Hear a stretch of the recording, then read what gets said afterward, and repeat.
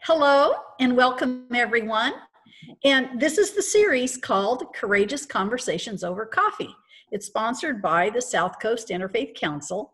And we're hoping to bring you a glimpse into the lives of people who are truly courageous, meeting the challenges of the day with creativity and hope. My name is Marietta Fong, and I'm a member of the board of the council, and I belong to the Rolling Hills United Methodist Church here in the South Bay of the Los Angeles area. And we've talked with some incredible people throughout this series, heard their stories and been inspired, comforted, and informed. And today we're talking with Angela Wilson, the Director of Mental Health Services at the South Bay Children's Health Center, to learn what we can about the little ones, what impact the current situation is having on toddlers, adolescents, and other groups in terms of mental health. So we'll hear more about Angela in a few minutes, but first we'll hear a few tips from Cheryl, the council's able administrative person, about conducting a successful conversation in Zoom. Cheryl? Yes, just a minute. Okay. All right, so we're Zooming today, and we're going to keep everybody muted except for Marietta and Angela so that, we have the best sound quality. And so if you have any questions, you can chat them to Marietta and she'll be monitoring that throughout the meeting. Or you can, in the participants window, there's a participants window or button down at the bottom, and then in that you can raise your hand if you choose to. We are recording, and I'll be recording this in what's called speaker view, so it will only capture Marietta and Angela on the big screen, but there will be small windows on the side, so if you care about how you look on camera, if you're one of the boxes that gets recorded, then the best presentation is to have a light on in front of you and no lights behind you. And we're still learning and amateurs at this old Zooming, so please be patient with us. Thanks a lot. Thanks, Cheryl. Thank you so much. There's also the speaker view and gallery view that you might be able to control on your computer if you'd like to do that differently, up in the right-hand corner usually. So the program will be about 45 minutes, and we'll have some general questions and conversation. And then during the Q&A section near the end, you'll have an opportunity, as Cheryl mentioned, to send some questions to me via the chat box located down at the bottom of your screen so I can share those with Angela. So let me give you a bit of an introduction. Angela Wilson is a licensed marriage and family therapist with over 15 years of experience in community-based mental health services. So in addition to providing direct services to clients in clinics, homes, and schools, she has developed and managed mental health programs throughout Los Angeles County. And Angela joined South Bay Children's Health Center in June 2017 as their Director of Mental Health. And she oversees their Child Guidance Clinic and the South Bay Youth Project program. So she's trained in several evidence-based practices used at the South Bay Children's Health Center, including trauma-focused cognitive behavioral therapy, managing and adapting practices, seeking safety, and triple P parenting. So we might hear some more about those if Angela wants to share that with us. She's a Midwest native, but she resides in the South Bay with her husband and young daughter. So Angela, we'll get a bit more of your story as we go along, but let's start with the South Bay Children's Health Center. You're located in Redondo Beach, but I understand you serve a very broad area. So what geographic area does the center take care of? We do serve a pretty broad area. We actually have two physical offices. We have one in Redondo Beach, and then I'm calling you right now from my office in Torrance. So our Torrance office is where we serve any children and families who qualify for Medi-Cal. So it would be families that may be low income, it may be children who were adopted out of Department of Child and Family Services, might be children in foster care. So through our Child Guidance Clinic here in Torrance, they have the option to come visit us at our clinic, and we will see them here, or we can go in-home. We go in-home pretty much throughout the South Bay area. We don't typically go as far down as Long Beach just because there are a lot of mental health providers already in Long Beach. But we don't turn people away. So if Long Beach people want to come to see us in Torrance, they are more than welcome to. But we kind of provide, you know, within a 20-mile radius, I would say, of the Torrance area as far as where we go. We also have many partnerships with local school districts. So right now we have a partnership with Torrance Unified School District where if a child has Medi-Cal, we're able to actually see that child on the Torrance Unified campus. Obviously, that's pre-COVID. Lots of things have changed in our world since COVID happened. But our other program that I run, our South Bay Youth Project program, is one that is regardless of insurance, regardless of income status, and it truly is a project. We'll call it a project. It's been going for 20 plus years, and it truly is a partnership of police departments, city government, school districts. We have some faith-based organizations that support us. We partner with many, many community agencies, and it really is to create a safety net. So those services are all out in the community, and those are all provided by my licensed mental health clinicians. So it's pretty much private practice level people providing private practice level services to kids at school or in their community. It's really a phenomenal project to see happen. We also get super creative and offer all kinds of different services. We have a wilderness program that we offer where this year they made it the first week of March. They actually got to do their wilderness program in Big Bear.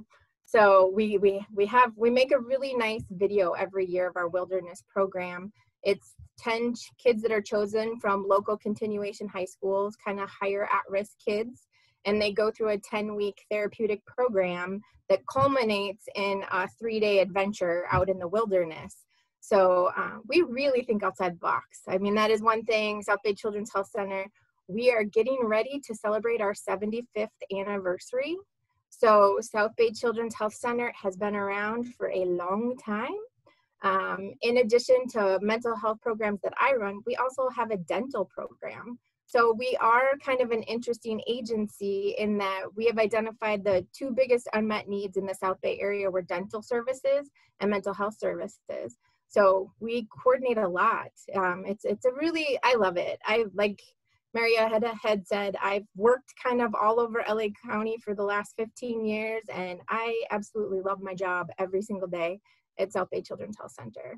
Wow. So that South Bay Youth Project sounds like a really fantastic program. How many schools actually are involved? Are you participating on the school sites, or Yes. are the programs all at the center? So South Bay Youth Project is 100% school and community based. So there's no services that happen at our clinic. We're on site at schools throughout Torrance Unified School District, Redondo Beach Unified, Manhattan Beach, Hermosa, and El Segundo is who our South Bay Youth Project is right now.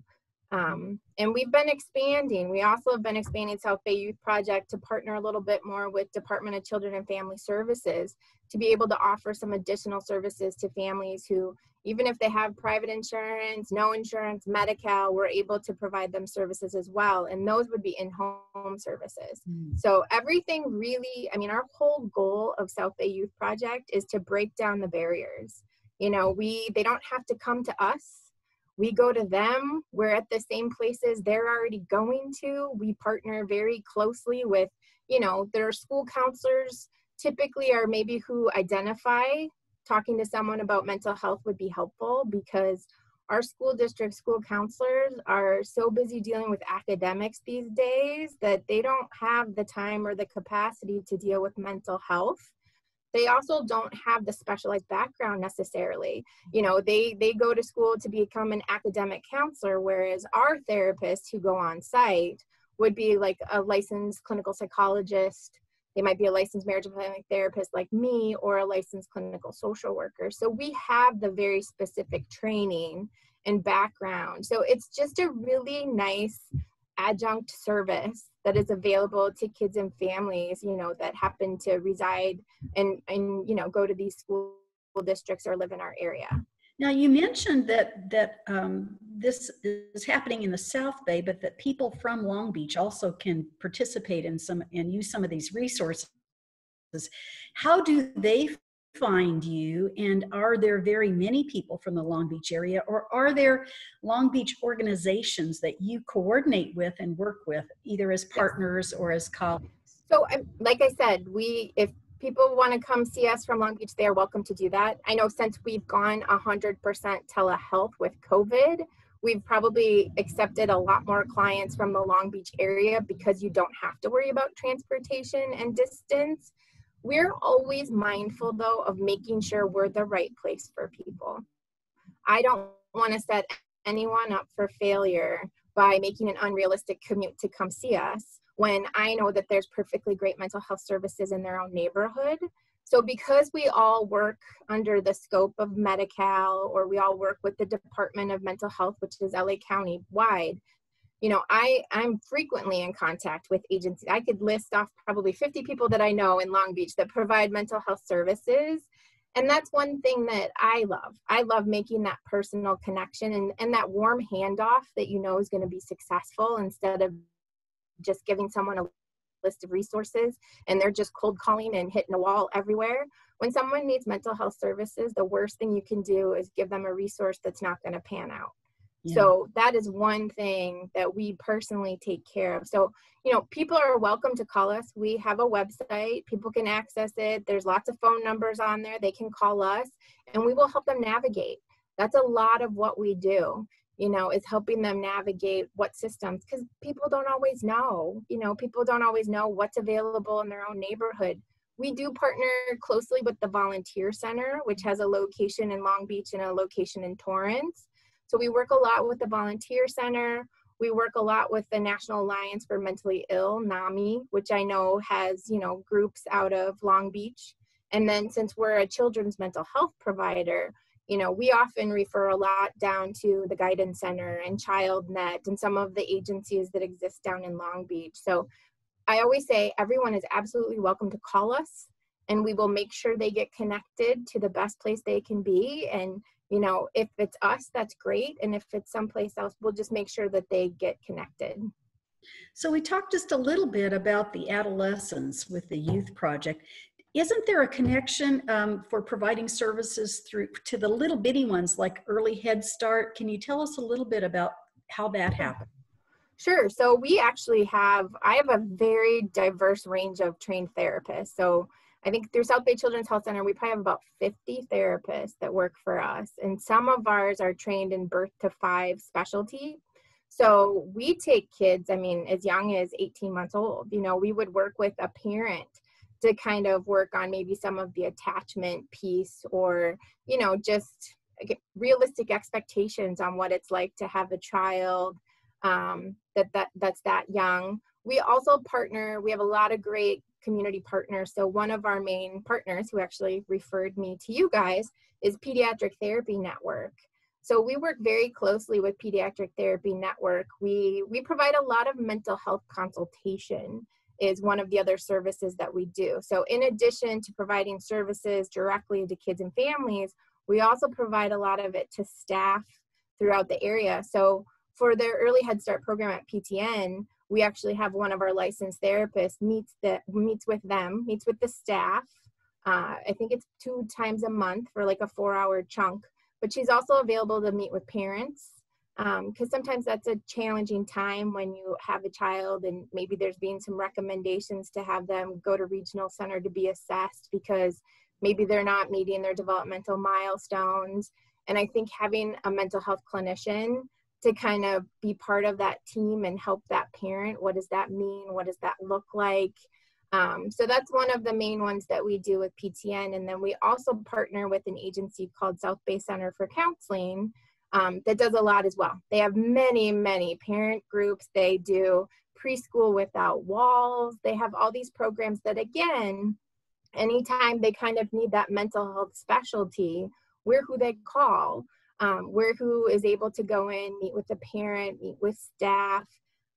We've been doing a lot of that, especially since I think COVID and people have switched over to telehealth, is just what do I do? How do I still work with people? How can I still be effective when we're doing it through Zoom? And so we've been doing a lot of those discussions. So we do a lot of different things, but I think and I love it because I have such a diverse staff that pretty much anytime somebody calls, nobody ever really stumps me on not being able to find the right connection. We have a really nice network of people, but we're ever growing. You know, that's one of the other things I want to say is I'm always, always open if there's agencies that I don't know about and we should know about. I love to hear about it. You know, I love to hear what people are passionate about, so that we can make that connection in the future if we ever need to. Well, okay, so Angela, I do want to make sure we get to hear more about the dental program and more about the main topic is what you're seeing out there. But before we do that, let's go back to the beginning for just a bit. You mentioned that you're a Midwest native, and where did you start out? How long have you been here in the South Bay? Just kind of tell us your story. How did you end up at the South Bay Children's Health Center, and what's your personal mission, your motivation? What makes you get up in the morning and put your energy into what you do? All right. Well, I'm from Wisconsin, so that my accent may come out a little bit more now that you made me say Wisconsin. That tends to happen.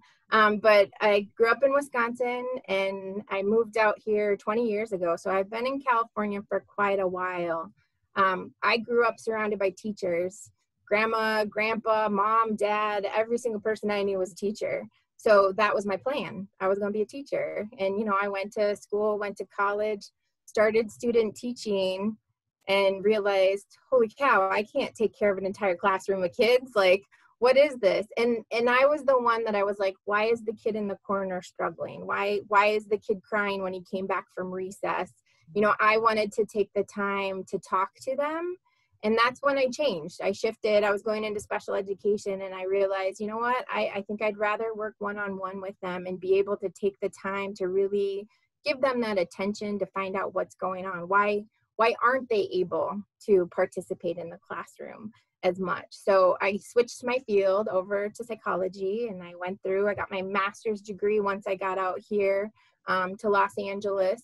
And I started working with kids and families, and I started doing the most intensive mental health programs that exist in LA County. So I was going into homes, working with, you know, severely mentally ill children who maybe had been in a residential placement and now they're returning back home, and we need to make sure they have the supports to be successful. I was working with a lot of kids in juvenile hall or some of the different probation camps. I was on call 24/7, you know, but I loved it because I think when you see, you know, that you can impart one little piece of knowledge and it blossoms and people grab onto it and it kind of becomes this snowball of success. If you can encourage someone to make one tiny change, they're motivated to make the next one. And it continues to just be bigger and bigger. And my philosophy has always been in empowering others, you know, to do it. So working in those intensive programs, I moved my way up and became, you know, manager, director in different programs. And then I kind of missed, after being a director for a while, missed the client contact. So, you know, I was actually out in the San Fernando Valley for a chunk of time, working in homes in Pacoima, Van Nuys, that whole area out there. Moved over to this side, lived in Torrance, and worked a lot in South Central, going into homes, working with kids, and kind of all over, you know, the area. I loved that too. And then I decided I want to have a child.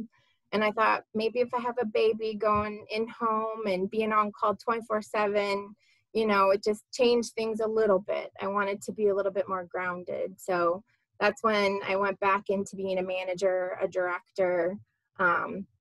I still did a lot as far as community development. We worked really hard on starting up a school-based program in Compton Unified School District that I oversaw for 2.5 years. And then South Bay Children's Health Center, I live 3 blocks away, called me and asked me if I would be interested in becoming their director of mental health. And, you know, I have a very atypical instance where I work and live within 3 blocks, and my husband works and lives 3 blocks the other direction. So we are all clustered together, and it's just been such a great fit.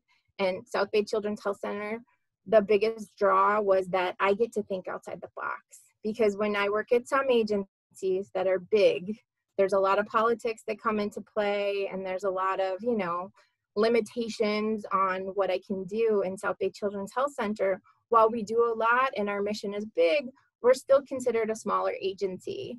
And so I love that I can pitch a crazy idea to my boss and he says, let's find a way to fund it, And so I think that that's what's great, because I've always been a big believer, even since I started way back working with the neediest families, of let's identify the unmet need and let's figure out what the function of this behavior is.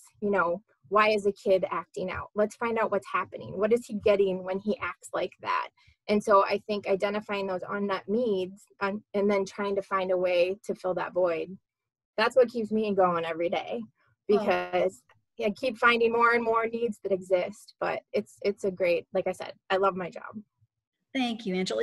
And so let's talk about some of those unmet needs. I mean, my goodness, what are you seeing now? How is it different? And what's the greatest need and the most challenging part of everyday life for people now?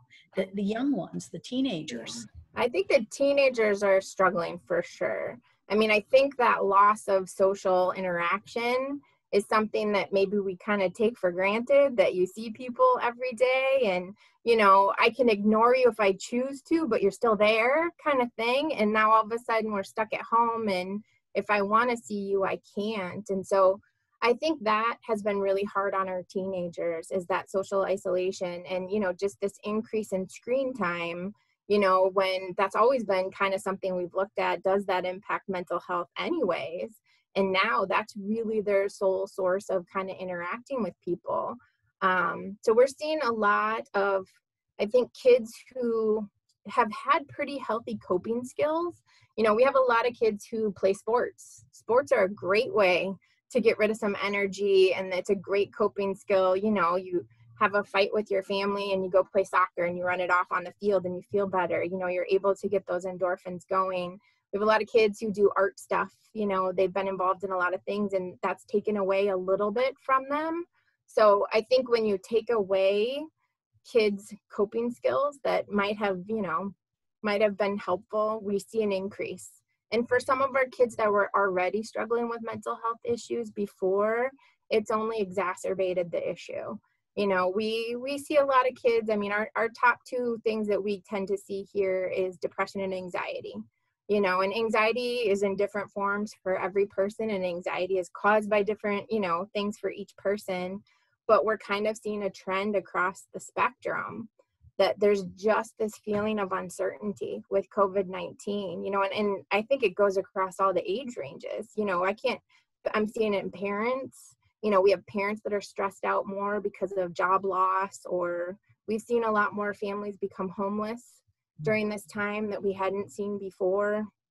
We've seen a lot of people have to pick up and move out of the area because they just can't afford to stay in LA. So they've moved to Nevada or something, which wouldn't have been the case previously. But we've seen an increase in depression, sadness. People become self-isolated.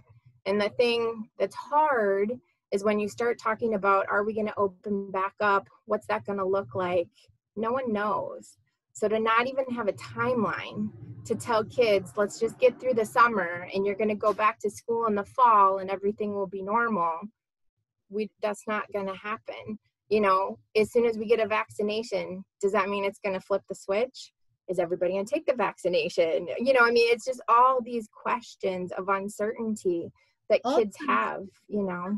So tell me, Angela, what are some of the coping skills and coping mechanisms and things that you can recommend? Are there creative things that people have found that are helpful? Are there things that are there, but people just don't know about them? Are there resources out there that they can latch onto and use that they wouldn't know otherwise? What have you found the most helpful? There are some great apps these days, you know, so I mean, we do a lot of mindfulness with our kids. There's some really great apps like Headspace, which LA County has actually made free during COVID for people, so you don't have to pay a subscription. You can use Mindspace, and that's something that kids are able to do. We've always been big fans of journaling, you know, write down your feelings when you're feeling it, and then we can go back later and kind of process what was happening when you were feeling that way. You know, a lot of our kids, art is a huge release. You know, people draw it out. They like to use their medium. So we do a lot of that. I mean, for us personally, like we've still continued all of our services for therapy. We've just switched over to telehealth, but Zoom is a great option. We use Zoom as well for all of our telehealth. And, you know, you can do all kinds of fun things in Zoom where like you can pull up a whiteboard and we can work on things together. So we're still able to use all the same therapeutic interventions we used before. If anything, it might be a positive that it brought us a little bit more into technology age. So, you know, I think the most important thing is just communication. As much as we can keep those lines of communication going with kids and families. You know, if you see families that you know are struggling, you know, however we can kind of help out. I mean, it's a tough time out there for kids. Is there more tension, for example, between the parents or the caregivers and the kids because they're there 24/7 with each other and they have the same outlets? Some kids, some of the younger ones, we're actually seeing that some of their stress and anxiety's gone down a little bit because they have the parent there all the time and they don't have those worries. Or some of the kids had a lot of bullying issues and peer issues that happen at school, and now that's not in existence. So some people are making a positive. But for, you know, we are definitely seeing family stressors. You know, we were talking about it before the call started, is just parents now have to be their kid's therapist, their teacher. You know, if they had any IEP services at the school, now that parent is providing, you know, that behavior specialist piece. And if they're working from home and trying to juggle that, I mean, parents are definitely stressed out, and kids pick up on everything. I mean, that's one thing we've always said is you might think your child doesn't know that you're stressed out or you're worried, but they know. They pick up on it. And then, you know, the big worry being a therapist and a clinician who's worked with families extensively is, you know, we're seeing rises in domestic violence. And we're probably seeing rises in child abuse, but no one's reporting it because those eyes and ears that kids have on them when they go to school aren't there. You know, so LA County's been doing some public service announcements that, you know, keep an eye on your neighbor. If things don't look right, call the hotline because these kids need help. You know, they need somebody to advocate for them. And, you know, we always do as good of a job as we can, but it's usually because they have a whole network of people looking at them, and that's not happening. So that's a big fear that I have, you know, and unfortunately, we've also seen a few student suicides, you know, since COVID happened, because kids are feeling so self-isolated and not feeling a way out. And so, you know, where maybe they would have, if they were at school, reached out to someone when you're self-isolated, you know. So those are the worries, the mental health. Yeah. I have so many more questions, but I do want to give people a chance to ask questions through the chat box. So we have one already, and this is actually from Nelia. She said, I have an 18-month-old, and I'm sure she's also feeling the stress of all this and being isolated at home, but can't express it in words. Mm-hmm. So how do we know, and what things can we do to provide support to the little ones? To the little one, I mean, it's really about attachment, you know, just spending that time with them. And maybe right now, giving them a little extra more, even though they might be sick of you, you know, finding that time to do it in a positive way, taking that time out, you know, kids have a pretty good way of expressing themselves, even when they're 18 months old. You know, you can tell something's wrong, something's going on here, you know, and it's kind of like when they're a baby, right? You're like, I'm going to change the diaper. Okay, I changed the diaper. That didn't work. Now I'm going to give them a bottle. Okay, they're still crying. What's happening here? So, you know, even with an 18-month-old, it's kind of like, does she want my attention? You know, what's going on here? Kind of trying to figure out like what is, but they're definitely going to be stressors for sure, you know, because even if like you're not trying to intend to exude any stress or anxiety, to not be experiencing stress and anxiety in this time, everyone is, you know, this is such an unknown. You know, I would say to people to flip it to a positive if you can, and use this as time to bond with your family. You know, I have a 7-year-old, you know, and I'm using this, I'm trying to use this time to be like, whenever am I going to get to work from home, and my husband too, you know, and yes, I'm sure we all get on each other's nerves, but if I can use this as a positive so that we remember this as, you know, a positive experience, but definitely 18 months old, you know, they're not able to express themselves.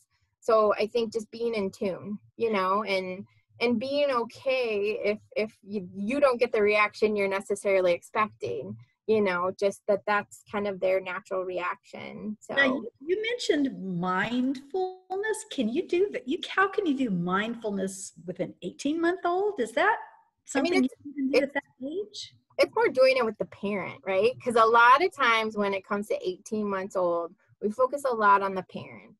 You know, how can we kind of help you, you know, because it's a challenge. So a lot of it is because we don't do therapy with an 18-month-old by themselves. It's always going to be that caregiver and child component. So it would be a lot of just taking a look at the relationship and looking at yourself. You know, if you can practice things, I mean, 18 months old, like you show them like some deep breathing stuff, like blow bubbles.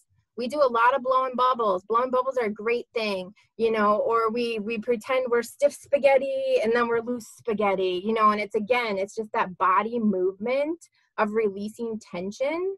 So, I mean, there's lots of little things you can do.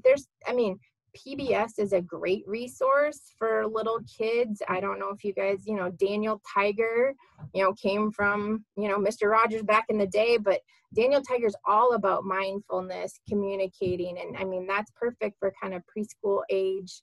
So there's different things, but I would say blow bubbles, you know, and you can show this is a way that I can breathe, deep breathe and blow bubbles. And I don't know a kid that doesn't love bubbles. Oh, we do bubbles every day.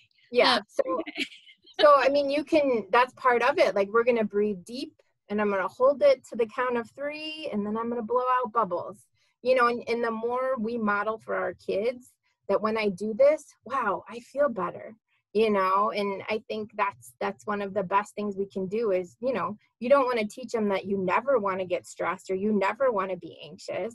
That's a normal part of being a human being. But when I do, these are some things that I've learned that help me. That mimicking and that modeling behavior can go a long way. For sure. Yeah. Yeah. Yeah. Now, what about the caregivers? And I don't mean just the parents and people taking care of the kids, but what about you and your people who are helping others? How are you doing with all of this? I mean, we have a pretty good, strong network as well. I mean, we do a lot of supervision, consultation.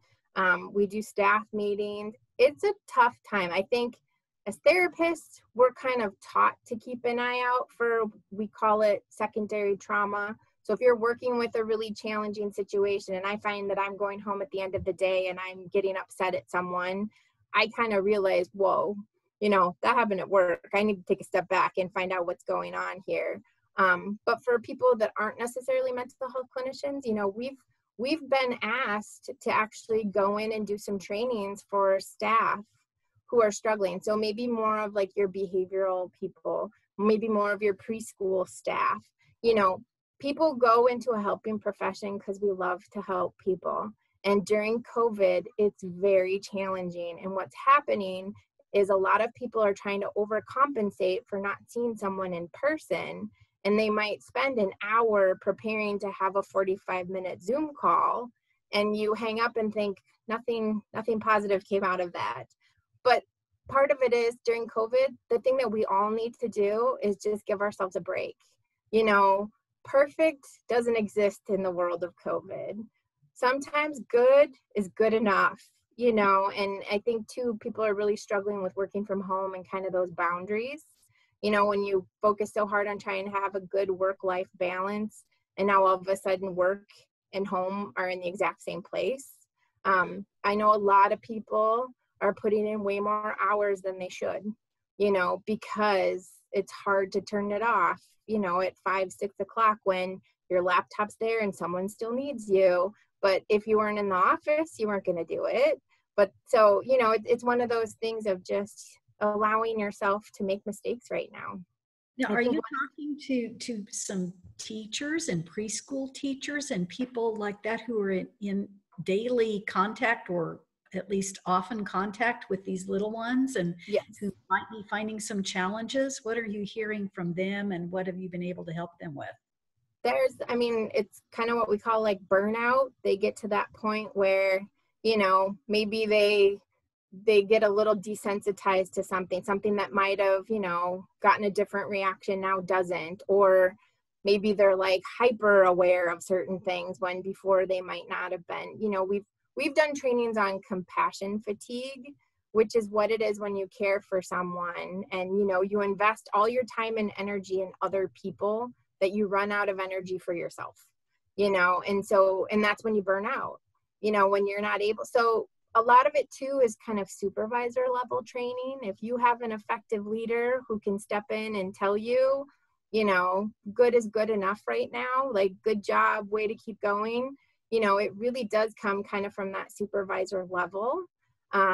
Because sometimes it's nice to be told you don't have to be perfect, you know, or to be told that honestly, just seeing your face is going to make your client's day today because you're maintaining continuity, you know. And so we've been doing a lot of trainings with that. And sometimes it's hard to hear that, you know, you don't have to be perfect and you don't have to give everything to your clients. But I mean, you have to, you know, if you burn that candle all the way to the end, you don't have anything left to give. And so caregivers need to really be aware of that. And so that's when it comes to self-care, you know, and that's when it is take time out for yourself. You know, there's no reason when you work at home, you can't get up and go for a walk, you know, or do something that makes you happy. I like to watch Judge Judy. I'm one of those people, you know, like that is my release. I don't know why, but it is, you know, and it's just one of those kind of mindful kind of times where it's like, I laugh and I am right in there with Judge Judy. And, you know, it's a moment to take time out for yourself and then you're re-energized to go back in, you know? And so it's really important to do those things. And I think that's one of the things we've been trying to stress. Okay, I'm going to ask everybody. I don't see very many chat questions. I have one other one that says, she's mentioning that she has the same thing, watches Judge Judy. That's so funny. Whatever it takes, right? So I'm going to give people a minute or two to write questions in the chat box, but I wanted to ask two things. One, you mentioned teenage risk for suicide. Mm-hmm. And you mentioned that you've seen an increase in that area. Are you able to find resources for people and helping people know what some of the risk and awareness signs are that you have someone who's at risk, and finding resources to help them? Absolutely. I mean, that's one of those things, like, you know, if you notice a change in behavior, if you notice somebody who used to be kind of outgoing and now they're being withdrawn, or, you know, if you notice that change in sleeping, I mean, especially right now, we have kids that are sleeping crazy hours, you know, but if you notice like they can't sleep, like insomnia is impacting them, if you see them maybe engaging in risky behaviors that they wouldn't necessarily otherwise, you know, if they're retreating to their room and not coming out for an extra long amount of time, you know, sometimes substance abuse kind of goes hand in hand with some of that stuff too. People tend to self-medicate if they're depressed. But, you know, the biggest thing is just, it never hurts to ask, are you okay? That never causes someone to do something that they wouldn't have done before. And all it can do is potentially stop someone from doing something that they might have, you know? And so that's one of the things we do. I take those calls, you know, when a parent calls and is concerned about their child and they want to talk it through and what can I do, you know. The key is being aware, looking for it, asking questions, and then if you're in doubt, reaching out and finding. Absolutely. Finding someone and talking to someone about it, right? Absolutely. Recognizing that you're not the mental health expert. You're just a concerned party who will link them to a mental health person if that's what's needed, you know? So we always say that. We always say ask, you know, ask, talk, and then help if needed, link. So. Okay, I have a question that's asking, where can we find more information about downloading the Headspace app that's being offered free by LA County? How do we find that? So I know LA County Department of Mental Health has a whole bunch of COVID-19 resources on their website, and I am pretty positive Headspace is on there. If not, I can forward you the information as well, because I know that they've sent out, you know, just kind of COVID-19 resources. Another one to know about is like 211 is an LA County number that you can call like when you need assistance. I'm looking for my my number here. There's also a 1-800-DMH line. That's a 24/7 access line. Let me get that for you guys. And that's one that, like, if you're concerned about someone, you know, you can call the 1-800 number for DMH and they will help you through. If you feel that they're a danger to themselves, they will actually send a mental health outreach team out to that person. They're also going to know what other resources exist because, you know, even though a lot of the outpatient clinics like us are closed for telehealth only, the crisis centers are still open. So you can still walk into they actually have added a lot of urgent mental health centers in like the last decade around LA. Long Beach has one. There's one by Harbor UCLA. And I always tell people it's like the same thing when you're physically sick, but you're maybe not quite at that emergency level, but you feel you need to go to urgent care. It's the exact same thing for mental health. So never be afraid to walk into the urgent mental health center. And the nice thing about them is they don't turn you away based on if you can pay or if you have insurance. So the 1-800 number I have, do you want me to put it in the chat? Can I do that so everyone that would be good. It? And also then Cheryl put in in the chat box the Headspace resource number. She found it. It's perfect. So that's in the chat room. It's the link to Headspace for LA County residents. The other nice thing about, I sit on a lot of suicide prevention task force and student mental health task force, and there's a lot of creative interventions too. So there's a 24/7 crisis text line that exists as well. And sometimes people would rather text someone than pick up the phone and call someone or reach out. And so you can text and they will link you to services if needed. It's always answered by a licensed clinician. They'll walk you through. I can put that in here too. Great. It's just the crisis. A couple more questions too. So one question, kids used to like being on the computer, but now Deborah says she's finding them distancing themselves because they already did their schoolwork and now they're turning to tuning out the computer. So, and then she also was telling me earlier, she said since COVID started, she's been filming and sending activity pages to the parents and the kids at the preschool congregation. But she says, I don't want to oversend things. Have parents and kids feel stressed. So how do you keep a happy medium where you're providing something to keep them engaged and active, but you don't want them to feel as if, oh no, here's something else that I have to take care of? Right. Yeah, I mean, we've seen that a lot, you know, trying to keep things going. Some people just don't want to do the computer. They're burnt out on it. So we're able to do things via telephone. Sometimes they'll do the telephone piece. Sometimes what we do is, you know, we've been just sending stuff in the good old mail, you know, for them to have something to do. So if they don't have access to a printer or different things like that. But the biggest thing that we've seen is just people don't mind a check-in. You know, so if you can just check in and we've changed, you know, instead of kind of our normal 1 hour a week session, I would say we're doing a lot more, maybe 3 times a week, and we're checking in for 15 minutes, you know, maybe 20 minutes. So thinking outside the box that too, because people do have a lot going on. So, you know, being able to kind of devote the time they might have before.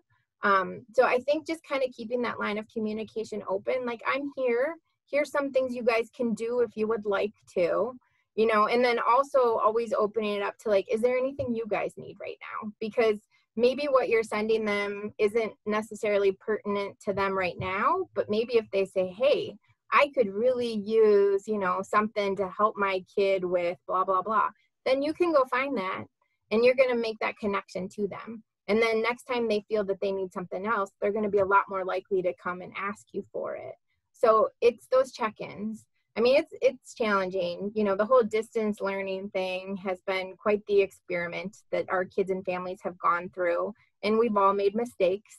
And if that's what we have to do in the fall again, we'll continue to make some mistakes, but it really is about just everybody just doing the best you can and letting the rest go, you know, but making sure people know that there's support there if they need it.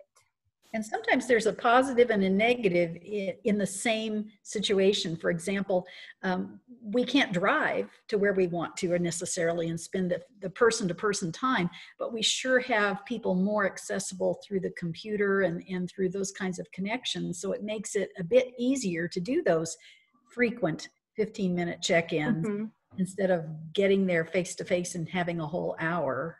Right. Yeah. It's broken down a lot of barriers. You know, we're able to be more flexible because we aren't as scheduled. So we're able to be a little bit more flexible because we don't have to worry about, you know, sticking as much to a timeline. We're doing what we can. Yeah. So I think that's the biggest thing with people that I've seen is just kind of that consistent check-in. And, you know, when I need you, then I know you're there because you've been consistent with me. Angela, this has just been terrific for us to give you our concerns, our questions, and to learn about all these resources. And I can't thank you enough.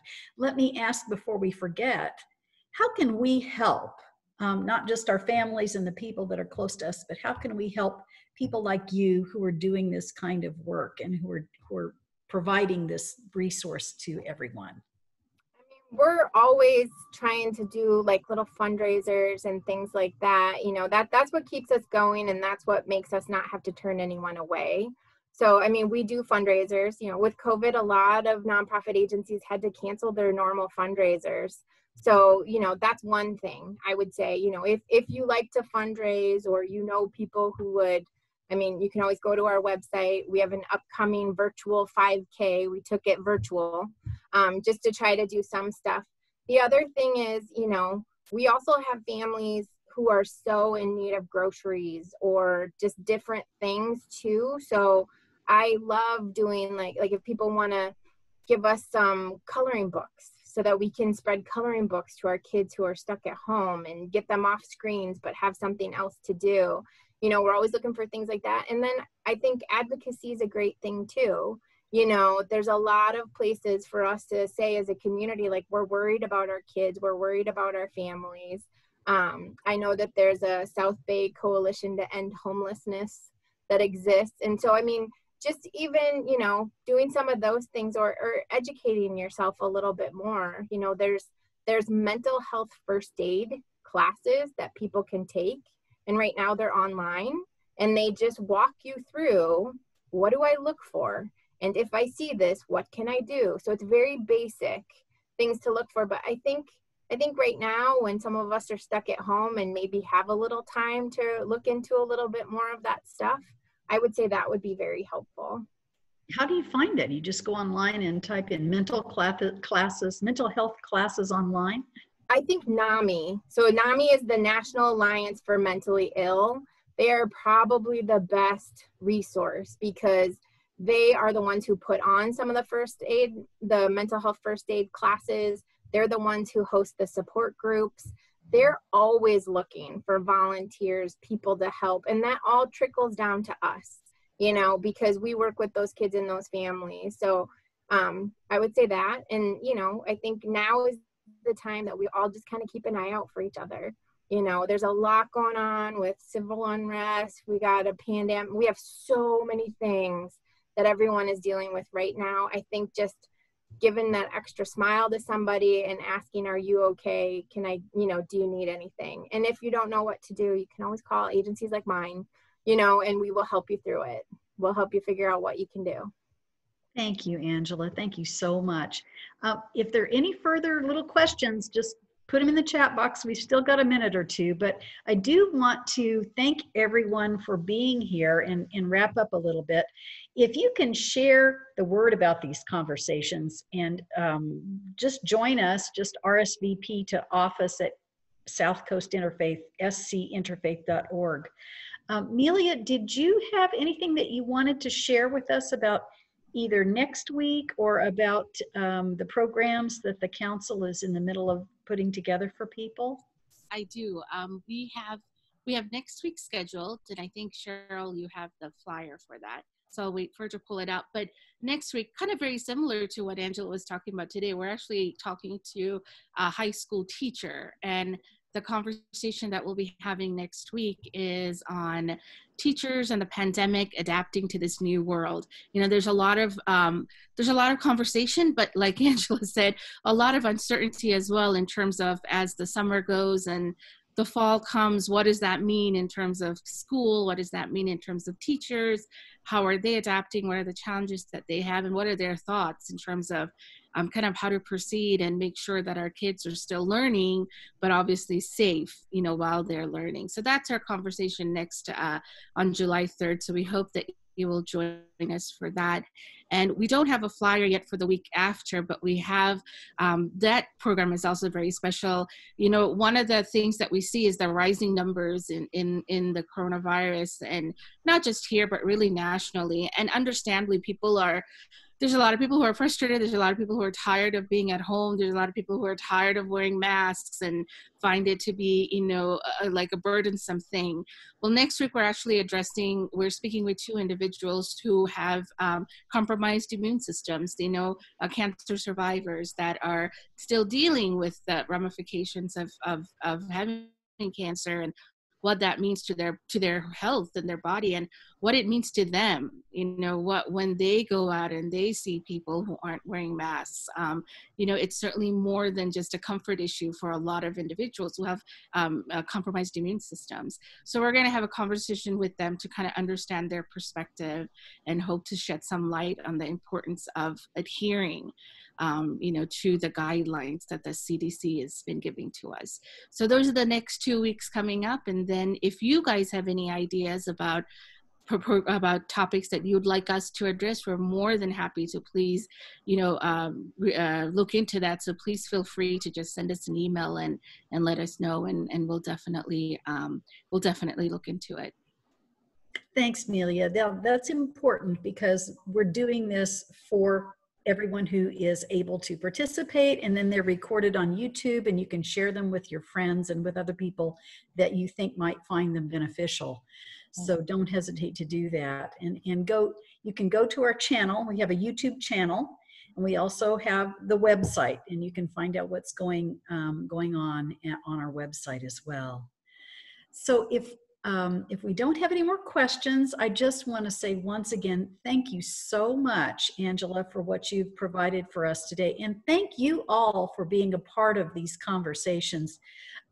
We can't do everything we want to do, but we're happy to do what we can.